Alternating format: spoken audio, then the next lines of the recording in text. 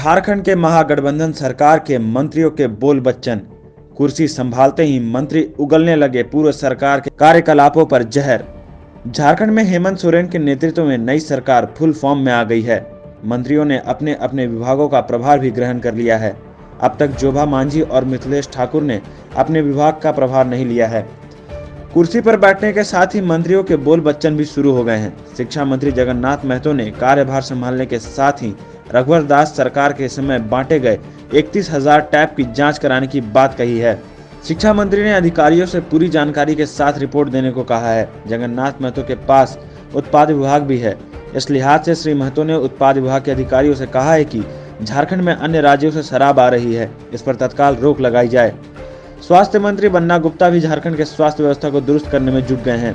पदभार लेते ही श्री गुप्ता ने कहा कि बहुत जल्द ही चिकित्सकों और स्वास्थ्य कर्मियों की कमी को पूरा कर लिया जाएगा।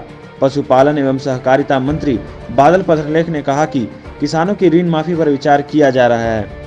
हो भी क्यों नहीं, इनके ओएसडी दीपांकर पंडा बन गए हैं। ग्रामीण विकास विभाग के मंत्री आलमगीर आलम ने कहा है कि वह पंचायतों में बेहतर कार्य करने के लिए कटिबद्ध हैं। श्रम नियोजन एवं प्रशिक्षण विभाग के मंत्री सत्यानंद भोक्ता ने कहा है कि बेरोजगारों को रोजगार देना उनकी पहली प्राथमिकता है। झारखंड से पलायन की समस्या को दूर किया जाएगा। 19 वर्षों में पलायन करने वालों का आंकड़ा सरकार नहीं बना पाई है। अब भी झारखंड के श्रमिक पंजाब, दिल्ली, हरियाणा, यूपी और तमिलनाडु जा रहे हैं।